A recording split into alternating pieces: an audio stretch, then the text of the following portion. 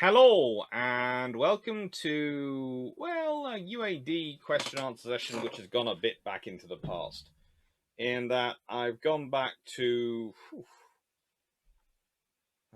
I have gone back to a historical possibility, triple turret potentiality, the battlecruiser permutation, to look at the comments and questions there.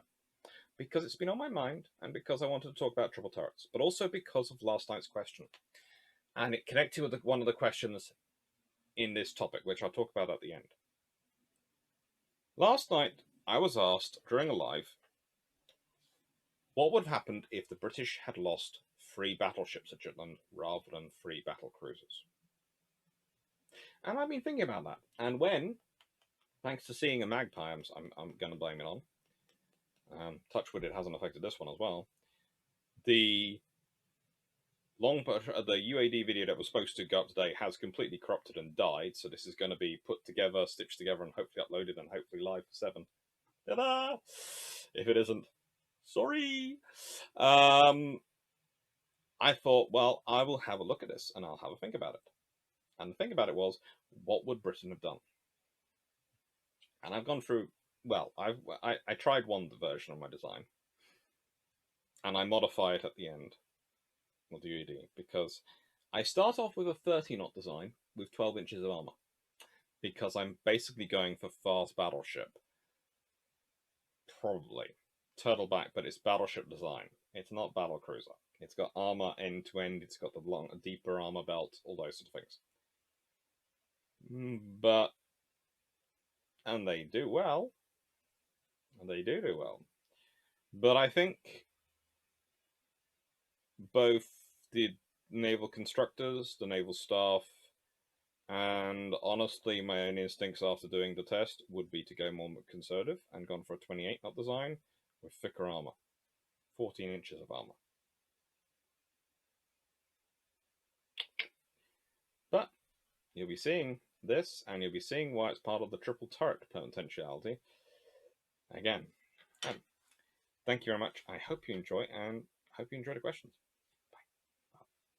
Here is the UAD. And so this is the British contender for You Sank My Battleship. Now, of course, when the question was made, and the question was pointed out, we didn't discuss how a British battleship might have been sunk. And I had to really come up with something as an option of what would have sunk a British battleship. And in the end, I came up with a simple thing. German torpedoes fired from destroyers. Which then affects my refit of my battleship, which is, well, let's put it this way. If this beast had turned up at any point in World War One, there probably would have been a few people going, can we please go and visit our mothers? And when someone asks why, because they're going to be unwell. Why? They might be having a funeral to go to soon. This is 12 15-inch guns, just because I know you like it. 12, 12 6-inch guns in 6 twins. And because I felt like breaking the symmetry at this point, there is 18 4-inch guns in triples. I just felt that, honestly, you couldn't have enough 4-inch guns and 6-inch guns for dealing with enemy destroyers. And especially after you had your ships lost to torpedoes. And now with 12 15-inch guns, there probably isn't going to be anyone else who's going to fight you. And this ship is big enough, it could be upgunned later on, let's be honest. Yeah. Is anyone going to tell something which can make 12 15-inch guns look like this on its hull? No, we won't upgrade you to 16-inch guns at any point. Really?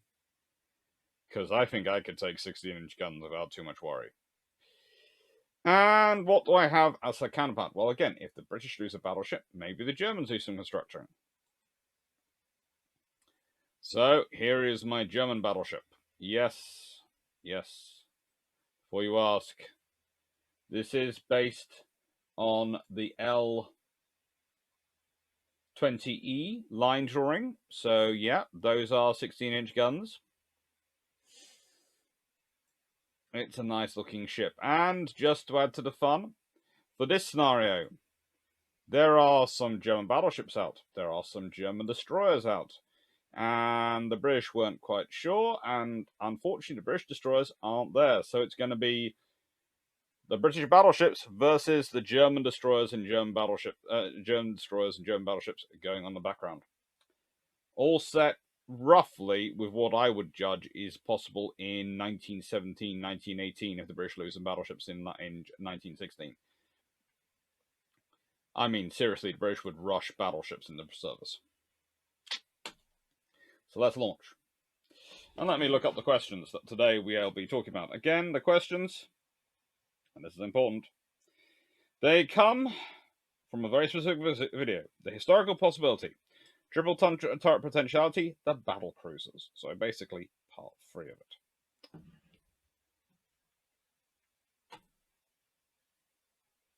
Yep, this may or may not be nice.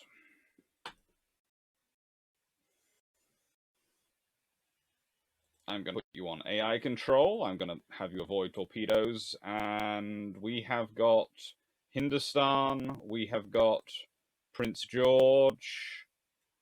We have got Marlborough. And we have Agincourt. Can we all agree that these 4 ships moving through the water look scary as anything? That is deadly. Hello.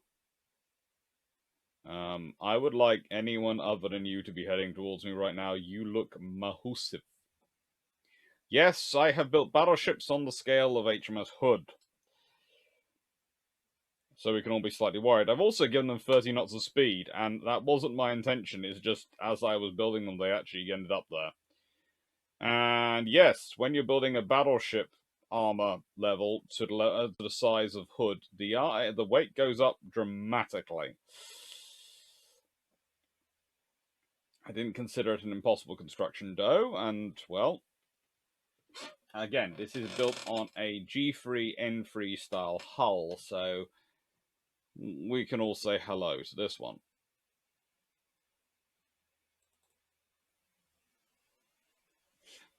Now, I wonder where your opponents are.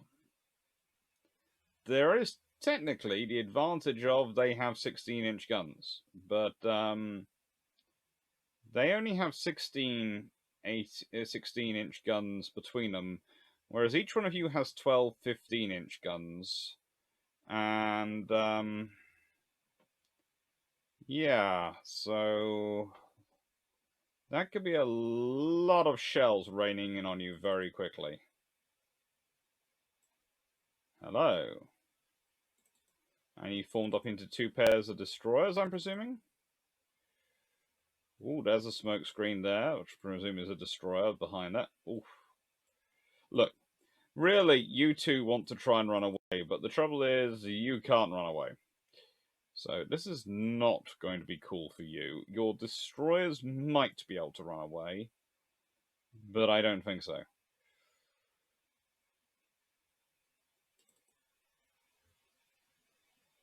Now, here is the thing. I have given them slightly better armor than probably they normally would have had.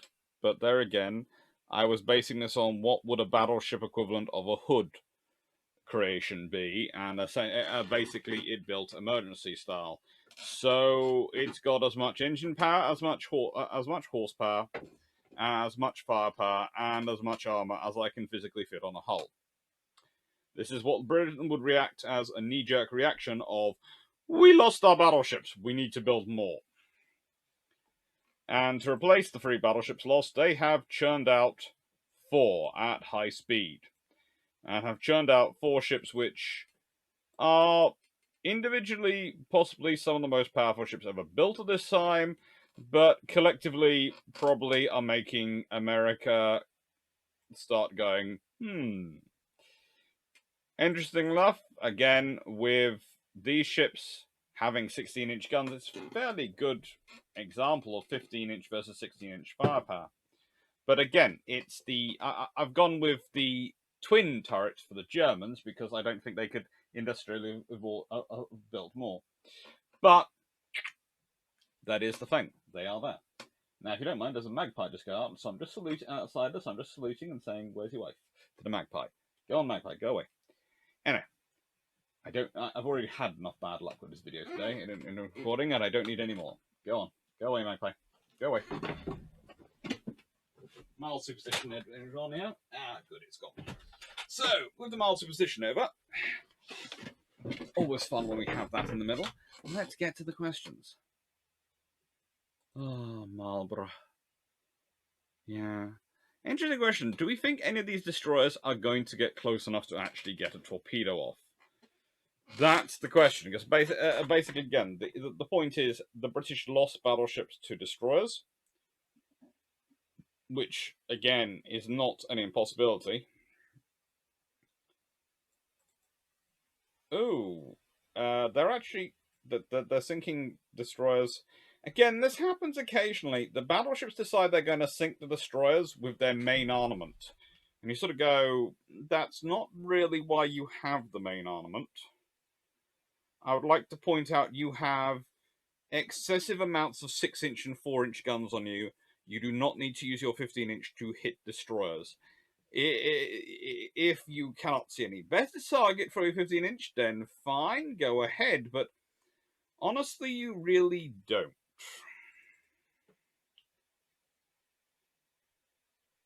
And Arjun Corey sort of going back, going, "Hello, I'm here. I have 15-inch guns. 12 of them. If anyone wants to start describing this design as Mega Warspite, you can." So, first question, 9681. Am I correct the British could easily have afforded at least 3 of the 4 Audacious class? Yes, I could have afforded. Basically, again, we've been over this, but I'm always happy to restate because, well, it's part of life, restating. The British government, when they're spending the money on ships after World War II, are making a decision not to invest because they've got new technology coming in. And basically, the agreement is, well, we've got enough ships sitting here. We haven't got a war immediately. We can save money short term by not building ships. And then we can build what we need to build when we need to build it. They're not disarming. They're just presuming that it's better to pay off debt, pay down debt as quickly as they can, and use that money when they need to. Because if you've paid down debt, you've paid down your debt. You can always take on more debt if you have to do a surge of building when you know what you need, especially in times when technology is still developing. Post-World War II, there's still a lot of discussion being taken into technology. The British could have completed the Maltas, and frankly, you've heard me and Drax say probably many times they should have probably rebuilt. They should have built the Maltas. Seamgross. So, a hypothetical RN battlecruiser fleet would consist of 6 I-class, 2 Lion class, both as per original, then 1 Queen Mary with 9 times 13.5-inch guns and oil firing, 1 times Tiger class with 9 13.5-inch guns and oil firing, an iterative improvement on the Queen Mary, and then whatever comes after it. The early introduction of oil firing could also lead to changes down lines, as well as triple turrets, assuming the RN likes them. You could then see a Queen Elizabeth class with 9 times 15-inch guns, or 12, as we've got here, with the weight saved from the missing 4th turret either put into armour or speed, whereas a Revenge-type analogue might well have had 12 times 15-inch guns in 4 triple mounts. The early introduction of triples opens a lot of doors, although I doubt we'd see an all-forwards arrangement. You see, the thing is, the all-forward arrangement works when you're having to build an efficient ship, so if you want to build this capability up, but you don't have the money for doing the infrastructure upgrades, you will go with the efficient ship model. Now, that's where you go with the all-forward arrangement. Now, in this case, I have not gone with an all-forward arrangement despite using a G3 N3 hull. And the reason is because my suspicion is, a la with Hood, they just wouldn't have cared. They'd have gone, we'll build it and we'll build the infrastructure later. And if you've got this beautiful, sexy beast, you would build the infrastructure for her. You would lovingly build the docks for her, wouldn't you? Yes, you would. She deserves a nice dock made of marble with pretty gates and very nice, clean, pristine cranes. All the things she needs to take care of her.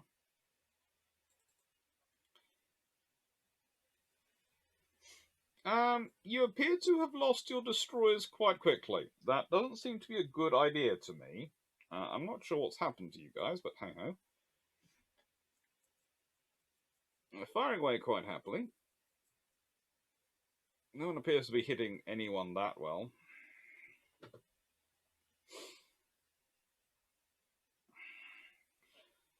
Nice everyone. So someone told me that after HMS Hood sank with only 3 survivors, the British Admiral decided there would never be a new HMS Hood. Apparently they did it as a sign of respect for the 1,415 crew who lost their lives when the ship sank. I'm asking because I'm trying to find out if there's truth or not. There's a debate about whether it's truth or not.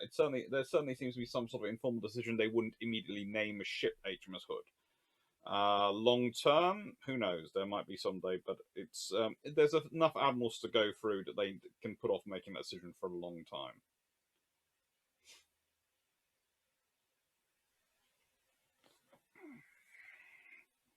Mitchell Oates, when you said someone had to make the conscious decision to not pursue triple the trouble threats, I had the sudden ominous feeling that in the end, the reasons behind the decision will end up being more political than technical. My response to that was, that is my thinking. Well, that is what I'm thinking at the moment. I'm thinking it's more political than technical. And then response further from response from Joe Evans to that is reading Freeman's British Cruisers. There seems to have been a suggestion with the build up to the Leander class that if 4 turrets wasn't achievable, the board preferred single turret guns to 3 twins. Seems odd following the Yorks and having the following a refuser class. There is an interesting debate which goes on, but you also have to remember at this point there is a guy called Admiral Henderson who's in the 1930s in charge of ship construction, and the board's considered opinion might have been that they were preferring single guns, but the exact expression which may be inferred from him would have been over probably their dead bodies, not his. He was very emphatic on these sort of things. From Calvin Gazberg. 3110. Actually, Skoda and the Krupp did compete with each other. The first 9.4-inch guns of the KUK Kriegsmarine and many smaller were Krupp made. Then Skoda made after Krupp license. On the other hand, Skoda's wonderfully monstrous 30.5 Moser was, if Georg von Trapp can to be believed, explicitly designed for bunker busting the fortresses of Belgium. Skoda also competed against Italian companies for the Russian market. And somewhere during the war, the Diosur EIN and Steelworks also entered the competition, albeit only for shell manufacturing until the end of World War I. Producing the millionth shell is from 1909, from 37 litre up and up combined. My point was, and this I said again, is it wasn't really the same as the Armstrong and Vickers competition. There's competing for the same contract, and there's competing, if you get my drift. The fact is, yes, there is some competition between Skoda and Krupp. Some competition. But the fact is, Vickers and Armstrong are competing to a level which is almost obscene at one point. In that they are doing everything short of building actual battleships on spec to win contracts against each other. Even when they lose a contract, they sometimes build stuff to send out there so it can be trialed against what the other has built. They take it, the competition, it's, I don't know how really to describe it. In modern terms, it's like, I don't know, the competition between SpaceX and Boeing over space vehicles. It's non-stop, and they are prepared to put their own money and a lot of risk in just for the sake of winning proving a point, let alone winning a contract.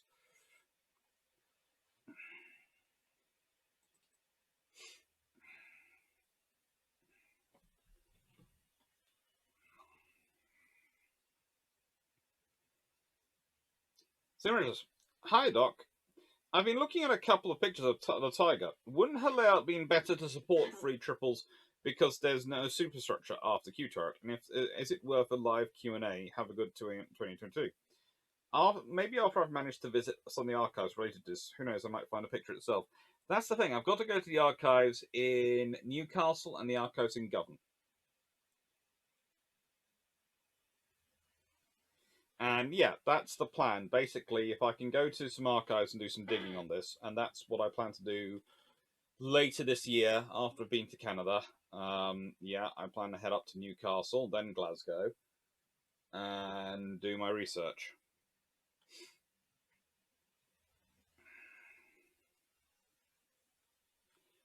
Dear Guy, based on what I read in Freeman, they were looking at triples for the follow-on 12-inch gun successors for the Invincibles.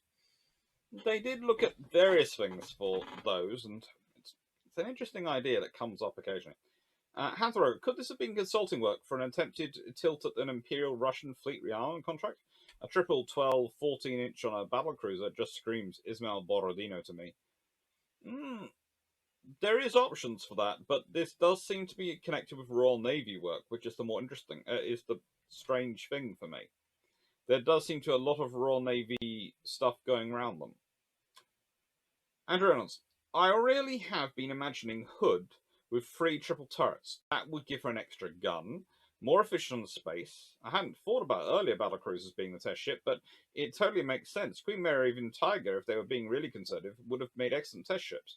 I could see them pushing the ships to 30 knots. Alternatively, from the cost perspective, you could arm a ship with a similar number of guns at the same speed, yet fitted on a smaller package. I have to note that the triple 4-inch triple turrets weren't very effective from what I read. You'd be better off with singles. Also, I agree that the ships should have been equipped with 2 triples forward and aft, and 1 aft. Finally, I have a question. I know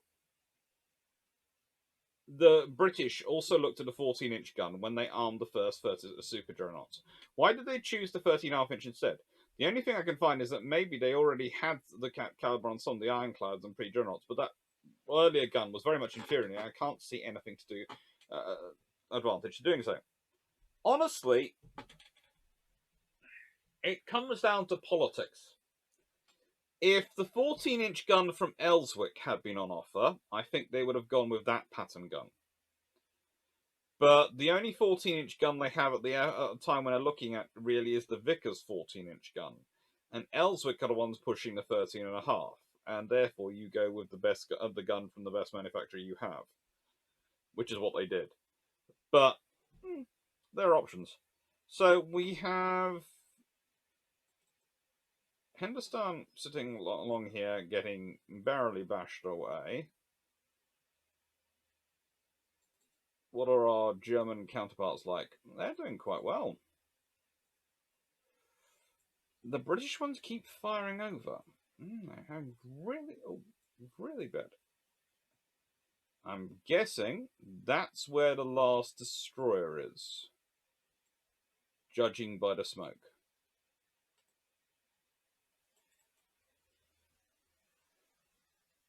Shoot info. Let's see what's affecting the shoot.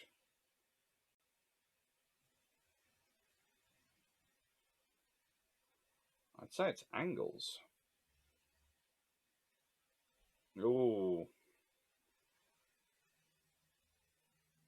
Yeah, there's definitely something trying to put some smoke up there. 6-inch gun has a 10-kilometer range, torpedo 9.5-kilometer range, 4-inch gun 7.3-kilometer range, and yeah, there's the destroyer. He's hoping to keep well out of 6-inch gun range, I would say. But if he does skirt into 6-inch gun range, there could be problems for him. In fact, he might even find himself in 6-inch gun range whether he likes it or not. Yep, he's in 6-inch gun range. That's going to quickly become very interesting. Oh, there's a second destroyer still alive. They've got 2 destroyers still alive.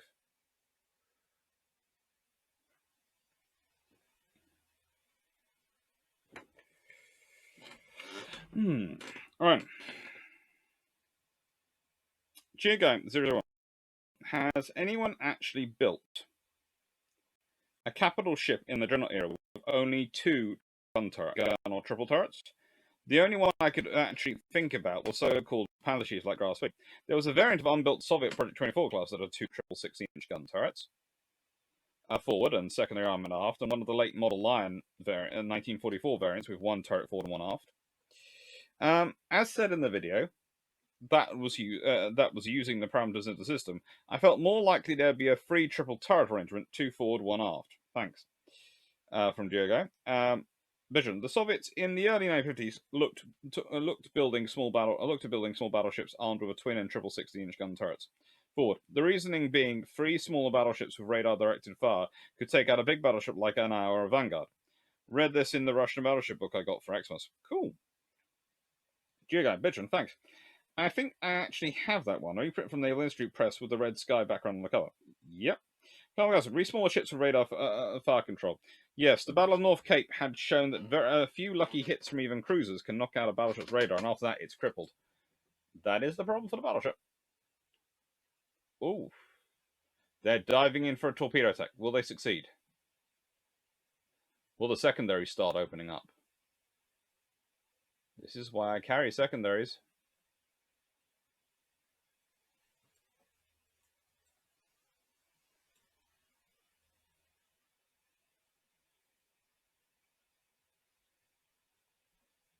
Oh no, well in torpedo range.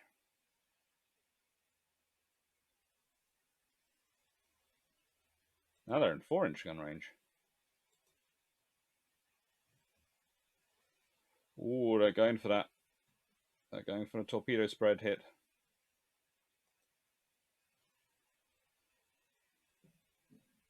Secondaries should be engaging. Why are my British ships in secondaries not engaging? Are you having a fun time? Where's the secondaries? Oh, that's not good. Which bright spark came up with that idea for positioning? But there again, hopefully they get through. Where are the secondaries? You've got 6-inch and 4-inch guns, and you're in range. The targets are well within range. They should be making them into absolute massacres. What's happening here at UAD? Why are my 6-inch and 4-inch guns not working?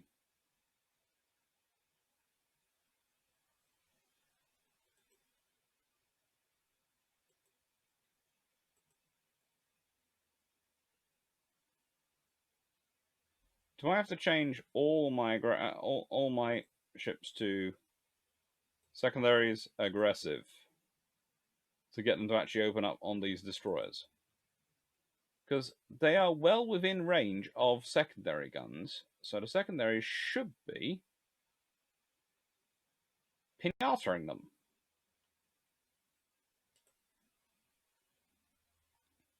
I know they're now in smoke, but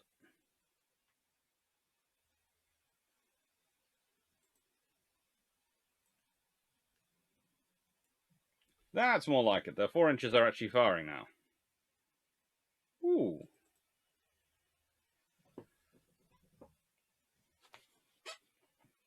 Yeah, 4-inch and 6-inch. And I think someone just fired a 15-inch into one of these things. That's just not fair. I know you have a lot of 15-inch guns, but it's not fair to fire them at these poor destroyers. We've been over this. Yeah. Destroyers down. Oh, there's still a torpedo in the water.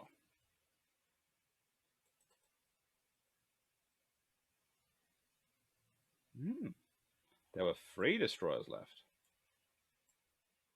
Or is that one just one sinking?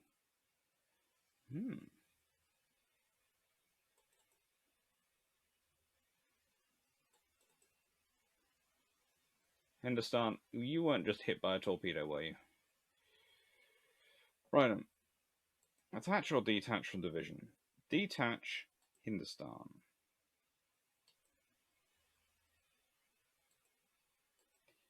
Right then, you 3. You're off on your own. You've got Prince George in charge. I'm going to start nursemaiding Hindustan around because I have no intention of losing her. Oh, because apparently your AI's been mucking up today. Seriously, you consider how many secondaries you have in terms of 6-inch and 4-inch. That thing should not exist. At no point should this still be alive. Structural damage sunk. Thank you. That could have saved a lot of torpedo issues.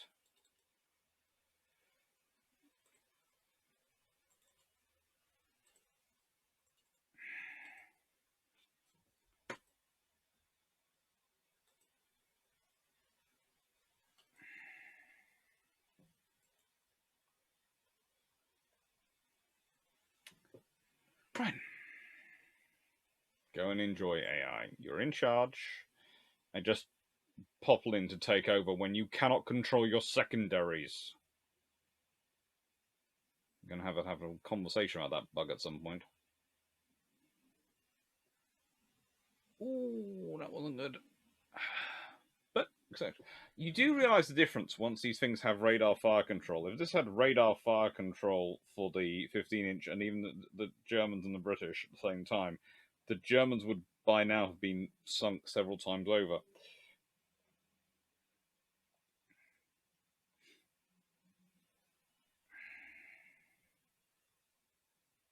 Jason, I think your layout would really be more like a battlecruiser Nelson class, and I can only imagine how stunning that would look and move. But either way, a really advanced thinking for 1911 test ship seems awfully tasty, although I think the game really suffers for not letting you play with a more efficient secondary battery. Oh well, I guess next time ditch the torpedoes. Also, your superstructure has a touch of the zoom mods. Don't let Drax see it, it might give him nightmares. Why do you think they sometimes look like they do? Vision, couldn't you have a triple 6-inch gun aft, or like HMS Victoria, a single 40-inch gun tail gun, or at least a float plane? That stern looks naked. Potentially. Right. So, decision. Your suggestion that the battle cruisers were partly treated as the mad science projects of the capital ship design because of their limited production run of one every year or so, two is an interesting one. It's kind of frustrating that someone didn't let R&D designers get more creative with them. A completely unfettered design team, already thinking well beyond what other navies were looking at, could have produced some quite spectacular naval architecture. It could also produce something which the Royal Navy's had serious panic attacks over. Martin Peacock. Hello yet again. I am glad I could give you something to think about. As ever, a really rather excellent video. You are correct in thinking that I have been having a look at alternative Queen Marys on Spring Sharp. I've also been using UAD. The short version is that even accounting for the increase in beam, I feel is required, 28 meters at least in these ships, by the option of triple turret, you can get some very nice ships. Most of the design that I played with were 28 knots or 28.5 knots, unless specified. Secondaries were 20 to 24-inch guns in various forms, and all layouts were A, B, X, or X, to simplify things, and because I think that's the most likely. Keeping the keeping the armor the same as the original ship, you can get a ship of basically the same weight or slightly lighter than Queen Mary was. The extra weight of the 9th gun and more ammo being offset by a more efficient power plant and the ability to make the ship slightly shorter. Alternatively, increase the belt to 10-inch and deck armor to 4-inch, you gain around 2,000 tons. If 30 knots is more your thing, then you need at least 1,000 tons more on the same armor as Queen Mary. And for the improved armor and 30 knots, then a ship is at least 30,000 tons. Personally, I would think the improved 28.5 knot ship would be chosen. It is only a small increase in the size of the traditional design, while still being in line with the Lions. What really puts the ship in context for me is the comparison with the Bellerophons of Vincent and HMS Neptune. Hindustan, you see, this is the point at which if I was commanding, I'd be detaching Hindustan off somewhere else to protect it. And in fact, that's probably what I'm going to do. Detach. Hindustan. Da-da-da. You will go that way. At full speed. But that way.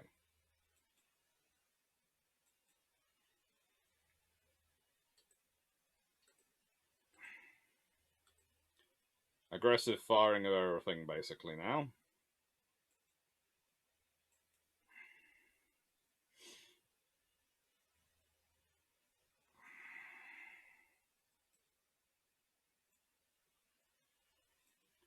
Because you might be able to theoretically keep up with the speed, but you don't need to. And if I can take you back a bit, let the others come forward.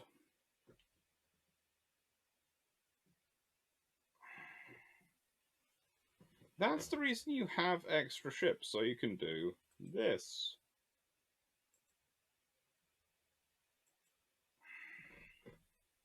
Anyway, back to Martin Meacock's point. What really puts the ship in context for me is a comparison with the Bellerophon, St. Vincent's and HMS Neptune. The main belt is the same thickness, the broadside has improved dramatically, and the ship is at least 7 knots faster than any of the battleships. Yet the cost is 8,000 plus tons over any of those ships, yes, but compared to King George V, the increase is only of around 3,000 tons. All in all, a very appealing prospect. For comparison's sake, UAD tends to go heavier, but it's harder to accurately judge because of some of the restrictions inherent in the shipbuilding. I won't go further on this trim topic, though, as it's far off topic. On why the RN did not adopt the triple turrets, I've already spoken a bit on this, but I really believe it is down to a combination of arrogance, ignorance, and hubris on the part of the senior officers of the Royal Navy. Well, a majority of it anyway. There are exceptions.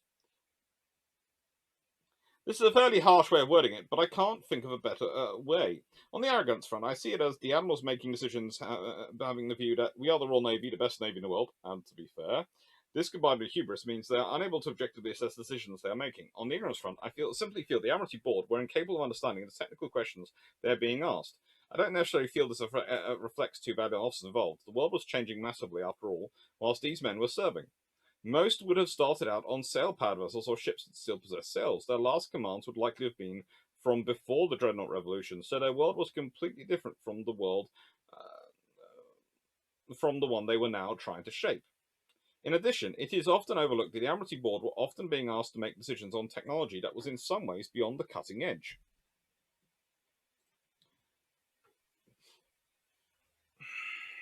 Coal power, for instance, is now in 1909 producing ships that are immeasurably more powerful than the ships of even half a decade before. Comparing HMS Orion or HMS Lion with any ship laid down in 1904, and you're looking at different world in many respects. Is it any wonder that Admiralty Board weren't keen to push forward with things like small tube boilers, oil firing, and triple turrets? Simple fact is, it's easy for me to sit here and claim that the board were ignorant and arrogant when I'm over 100 years removed from the decisions that are being made. We have the luxuries of hindsight, time, and almost complete lack of pressure to judge these people from. All true. We also tend to do it in isolation, talking about battle cruisers, both one and two words, or battleships with no other distractions.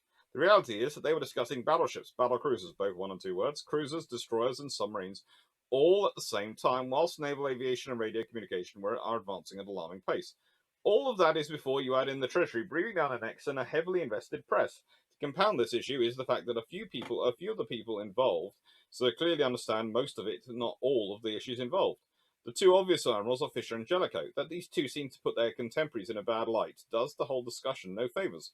In any organisation of sufficient size, there will be standouts and exceptions. You can't rely on them to carry you, and need to correct the training and development tools in place to ensure that as many people as possible are equipped to deal with situations like this. The whole period, for me, really highlights how vital Fisher's reforms were. I don't know how many words that was on the Admiralty, but I managed it all without mentioning the inherent conservatives on the Admiralty. That just adds yet another layer to the whole thing and goes a long way towards explaining why I find history so fascinating. It's also why the Queen Elizabeth was so fascinating for me. I simply can't see how they came to be unless there is a large part of the story untold. I simply can't see the Admiralty wanting to experiment with a whole class of ships. And if I get the opportunity, I want to actually do some primary research on it. In my view, Professor Friedman's explanation in British Battleships is too simplistic. I'm going to stop here before I write an essay. Also, I feel I have gone well beyond the scope of the initial question. Should you wish to continue this, I am as ever more than willing, either in the text or form, or I'm willing to contribute to a video for you should you wish, either in the subject or more alternative history video, or both. I'll leave that up to you. And for now, I shall sign off. Well, I think at some point I will have to have you on, Martin, and we will have to discuss this. And I think my view for why the Queen Elizabeth class comes to be is sufficiently. Look, so I don't think Freeman's necessarily on the wrong track, but I don't think he's brought in all the nuance and context he could bring. So I think it might be an interesting discussion. Rankesh, Happy New Year, Dr. Clarke. May your year be triple, quadruple turreted. We can always hope. Mon Peacock, again, some more thoughts, because apparently my previous post was too short. All this is to do with why the RN may not opt into triple turrets. A lot of this is coal-related, however, but I do think the two are intertwined for the Royal Navy. The RN has to consider global docking and supply, so while building ships and infrastructure to support them, different ships at home may be reasonably easy, doing the same in the South Atlantic, Pacific, and Indian Ocean, or even Med, as well as a more costly and constraining endeavour. That's particularly true of oil fuel. The infrastructure is already present to support coal, so if the RN suddenly needs to surge a fleet to the Far East, being coal-fired is much easier to support. The fuel of your warship is a strategic resource. Britain has a good supply of coal, but no supplies of oil at this time. Okay, that is not entirely true, but Welsh coal is very easy to acquire compared to oil for Britain. Yeah. Oil for Britain comes from America, to an extent from the Middle East, and this is something I've been over before again, to an extent Canada as well. Oil can be got from Canada.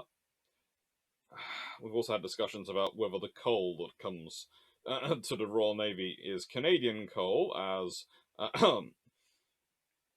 usually they use the phrase of North American and Canadian coal is usually what seems to be said in the various political meetings.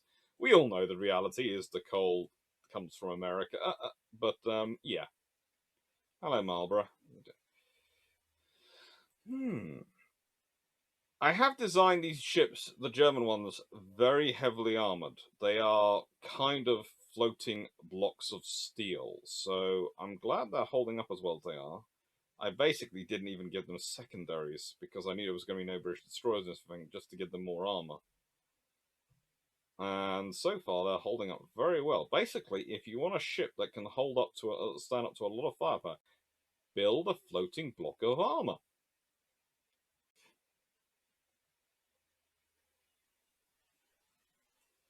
And yes, you are right in seeing that there is 18 inches of armor on this ship at various points. Yeah, 18 inches. Oh. Whereas these ones have 12 inches of armor. Yeah, I cut the armor down a bit. Mainly because they just have quite so much subdivision. And I've got quite so much 12 inches of armor. 12 inches of armor is everywhere. 0.5 is on the 4-inch guns. If I'm right, and triple turrets lead to a greater beam, then keeping to twins very possibly leads to cost saving on a coal-fired ship. Increasing a ship's length to beam ratio improves speed of any given shaft horsepower, up to a point anyway. If you're limiting yourself to coal firing for reasons go above, then maximizing length to beam is a good way to get the most out of your coal-fired boilers. For the Royal Navy, they already have very good and reliable twin turret design. Introducing a triple that may well have bugs could well be problematic, if again the RN has to suddenly support a fleet a long way away from home and infrastructure to support the new turret. Another thing that is changing massively is gunnery. When Dreadnought is built, 6,000 yards is long range. By the time World War I breaks out, 6,000 yards is short range. The gunnery revolution that is underway is already complicated enough, even keeping to even numbers of guns to ease salvo firing. Adding in a mixture of odd and even gunships makes the fire control that bit more complicated. Whilst everyone is trying to figure it out, we already know not everyone did figure it out by the time World War I had been going on for some years, so keep it simple has some merits. Now, I don't necessarily agree with all those reasons. In fact, I think that some of them are constraints in the search of a justification, if I'm correct about them being considered. The overseas fleet, for instance, while a definite consideration, is countered by the alliance of the only major naval power a long way from Europe. That being said, a combination of innate conservatism mixed with an incomplete or even inherently flawed understanding of technical issues likely mean that some of them were considered by decision makers. Quick aside question, I have seen some pictures from Denicourt's notebook, but never anything similar from Philip Watts. Do you know of any notebook or other repository of designs and sketches he may have had?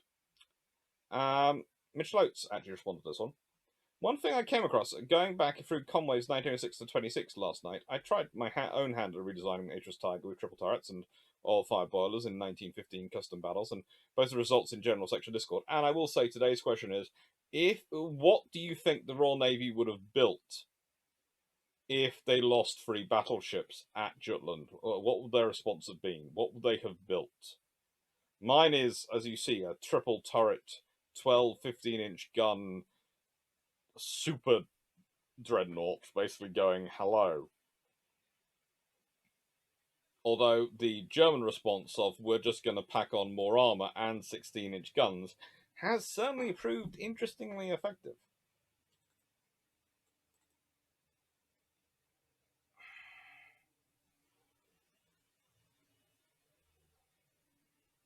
Although it's now getting very close to, I think Kaiser might go.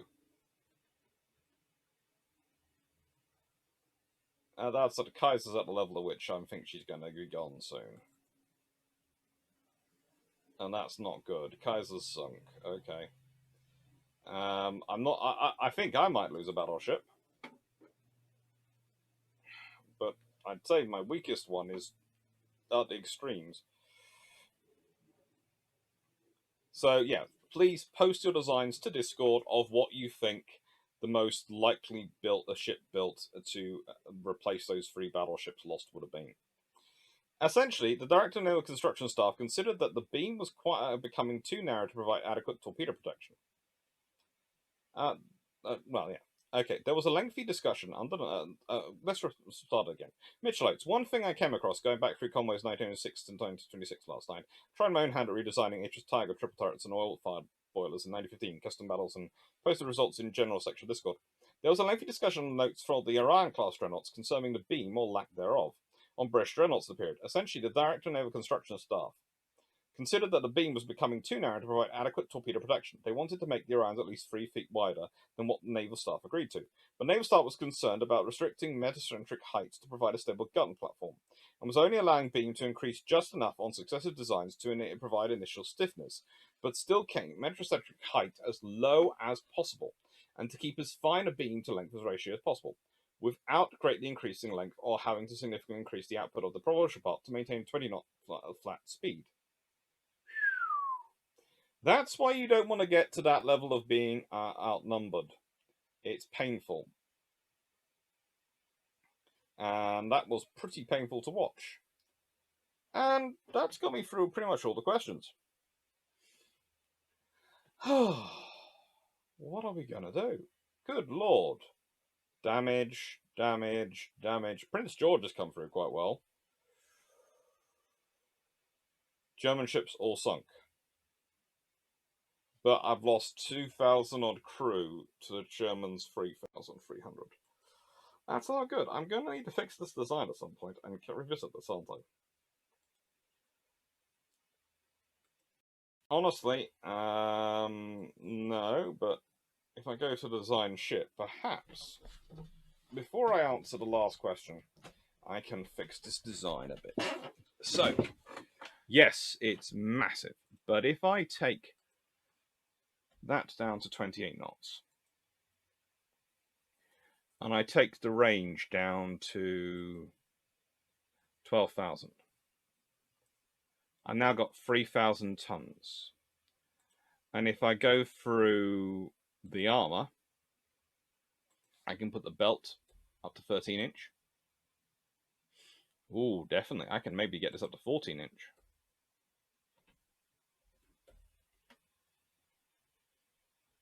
Inch main belt. Half belt, 7.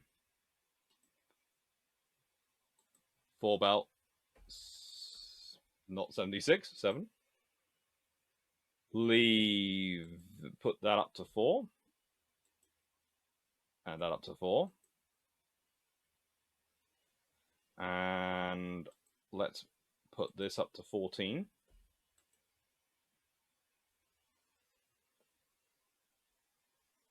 And can I put this up to 7?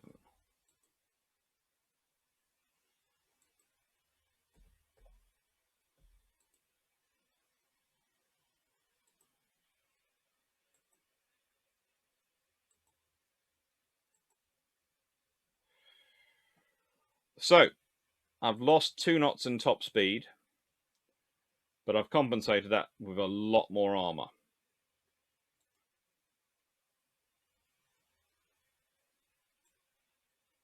I think that would probably work. Half weight offset 1%, but yeah. So 2 knots lost in speed, but 3,000 more tons roughly in armor.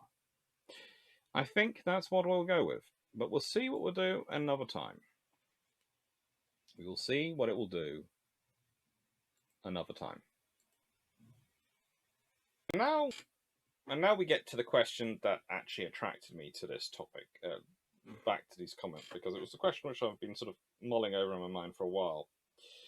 John Evans, 2 layouts I consider would be an 8-gun in 3 turrets, A3, B2, X3, or 9 in AQX turrets, are farther apart for preventing loss of 2 turrets for a single hit, and no superfiring reduces barbette armor. I'm not sure on some of the range data for airships this period. They seem to go through an awful lot of fuel.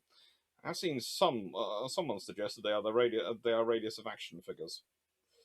No.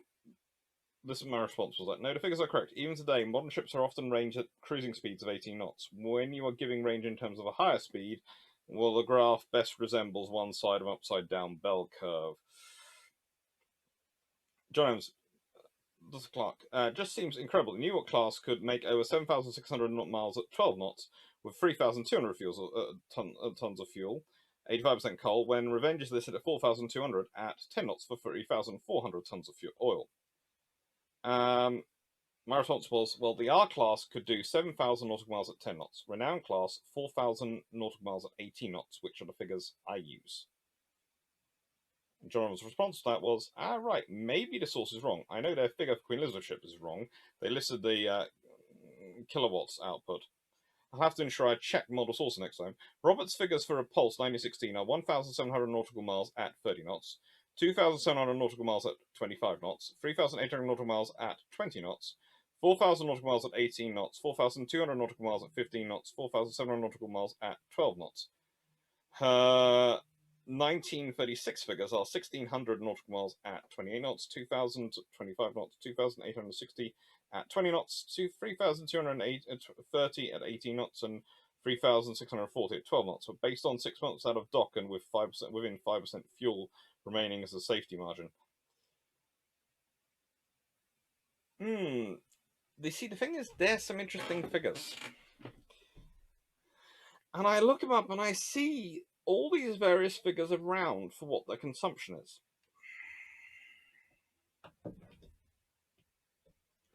And then I look at their operating ranges. Now, during World War II, a very interesting thing happens in that the fully loaded displacement and the amount of fuel, especially aviation fuel, which certain aircraft carriers carried, went up dramatically.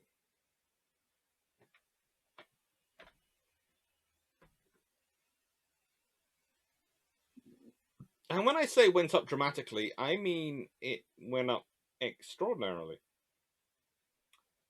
with seemingly not much work. Almost as if they were fitted for things which could be used as fuel tanks, but which would otherwise be used as ballast tanks. And then I look at some of the operations of renown.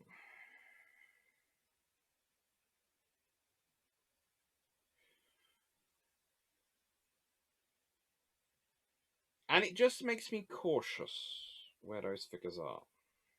Anyway, I hope you've enjoyed today's video. I now have to re-record the introduction because the introduction I had been going to use, the sound is terrible.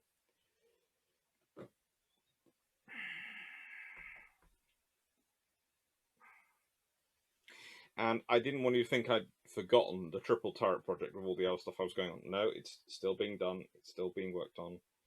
It's still one. I have about 6 projects on the go at the moment. I could do a video about them all, but I'm not going to because that would just confuse people if I told people all the random projects I was working on at the moment because they are completely disparate. The triple turret is, of course, one. There's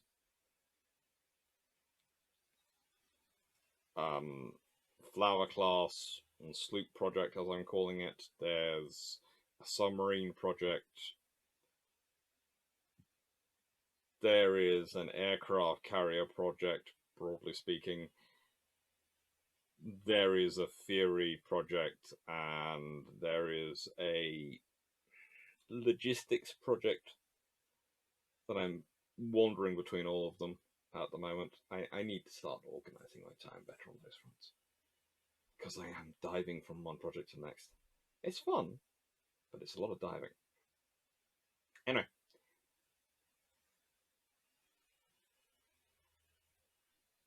This was today a triple turret continuation, but as said, it's what I think the British might have gone with. And I did go for the 30 knot design. I put my hand up that. It survived. They survived. But that was thanks to, I think, the 4-2 superiority in numbers of the battleships. Although they did take out the destroyers as well. Although, secondaries, come on. Festooned with 6-inch and 4-inch. Festooned with them. But I think dropping it down to 28 knots does seem practical to me. I'm also going to quickly, before we get into this, and as I said, the question is this week, if you would like to, if you could produce some pictures of pictures or designs of what you think the British would have built if they'd lost 3 3 battleships at Jutland. I'd be very interested to see them. But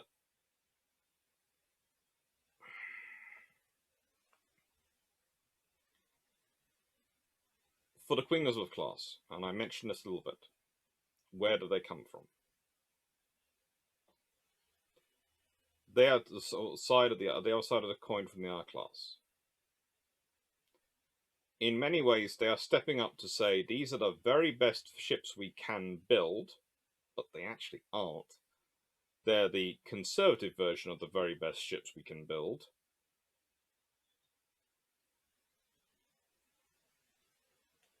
And the R class are the most numerous, conservative version of the most numerous ships you could build. And in both, they would have been better with triple turrets. Okay? Let's put it this way. Let's say you produce a 12-gun HMS Queen Elizabeth.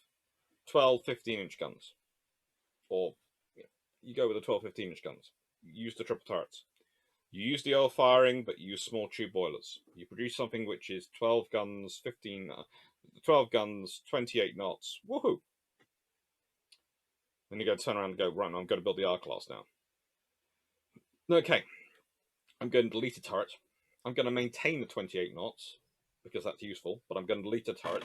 So it's still going to have 9 15-inch guns. So it's still going to have more firepower than any other battleship currently in service. Okay? It's going to have more firepower than any other ship currently in service. And I'm going to churn out as many of those as I can get. The triple turret makes that a lot easier. You've deleted a turret. You've got all that length saved, all that efficiency saved. You can go A, B, X. And you have 9 15-inch guns. And your Queen Elizabeth class have 12. And we can all imagine what Warspite would have got up to in World War II with 12 15-inch guns. on a serious note, it does change things. Okay? The fact is, if the British build a Queen Elizabeth class with 12 15-inch guns, what are the Germans going to build to counter that? What are do the Germans even have as an option? Yes, they will have to build their own 15-inch guns, their own equivalent to 15-inch guns. Yes, they'll have to build their own triple turrets. They'll have, if it's 28 knots, 12 15-inch guns, there is nothing. You have just wiped out any German fleet. Then you turn around and go, we're building another set with 9. Yes, we've already discussed the British had pretty much won the battle, the Anglo-German naval race by 1912 in many regards. Certainly by 1913, and most definitely before 1914 was over. But the fact is, they could have affirmatively won it in such a way they made everyone go, oh.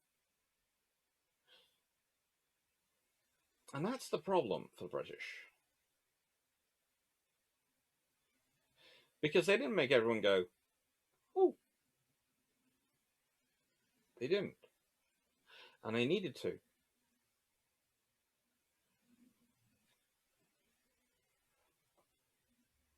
And why do they need to? Because the world had changed. Britain had been challenged, and the challenge wasn't the Battle of Jutland. This is the point that's missed. The challenge was the actual Anglo-German naval race. For the first time, someone other than France, the old foe, had challenged Britain to a naval race. And the end wasn't emphatic enough. It didn't give Britain the victory. It made it look like it was possible to challenge them to such an armed race and win. And this is something you have to watch in a technology or construction race. Because it's very easy to be complacent and go, yeah, I've won, I've built more than them. But you haven't delivered the knockout blow. Because the knockout blow is not a battle. The knockout blow is, bomba! We've built this. Holy guacamole. And we have 6 of them. Which is another reason why I think HMS Agincourt, it was going to be an 18-inch gun ship. Because that would have been a da-da!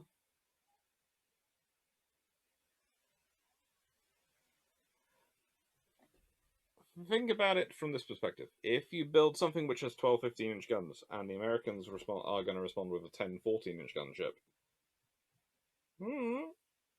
Cute. Your response has smaller guns and less of them than ours. Yeah. 10 14-inch gun ship is still a scary thing to fight. Do not get me wrong. But honestly, for the Americans, they'd have to be looking at building a 15-gun ship. Come on, they would. They couldn't let the British have superiority in number of guns as well as caliber. They'd have to be building those 16-inch ships. And would they get the funding for it? We laugh at the Tillman designs, but Tillman might be slightly on the extreme end, but they're a symptom of he's a symptom of a wider issue in American politics. They don't want to fund these things. And frankly, World War I probably delays the coming of the strong isolationist and funding cutting emphasis which comes to US Navy and hits them in the 1920s. That could have hit them earlier. The British needed an emphatic win in the Anglo-German naval race. The Queen Elizabeth class was supposed to be it, but the conservatism of the design meant that was never going to happen. The R class was supposed to be it, But again, the conservatives in design meant that was never going to happen. You aren't going to win if you're building 8 second-class battleships. You aren't going to win if you're building 5 first-class battleships that you pulled your punches in. You won it, but you don't look like you won it. When you win a race, you need to make sure everyone knows you won it. This is why the Mobot and Usain Bolt's things, all those, one of the reasons they do them, it's not just branding. It's emphatically delivering their message to their opponents, their friends, and everyone in between that they won.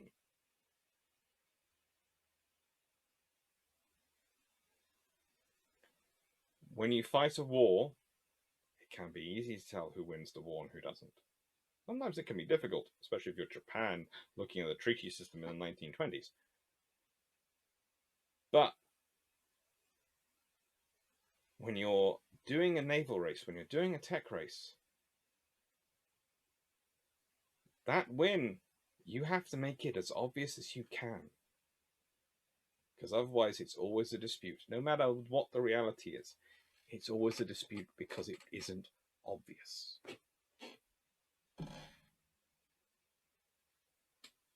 Hope you found it interesting. Take care. And thank you again for all your support.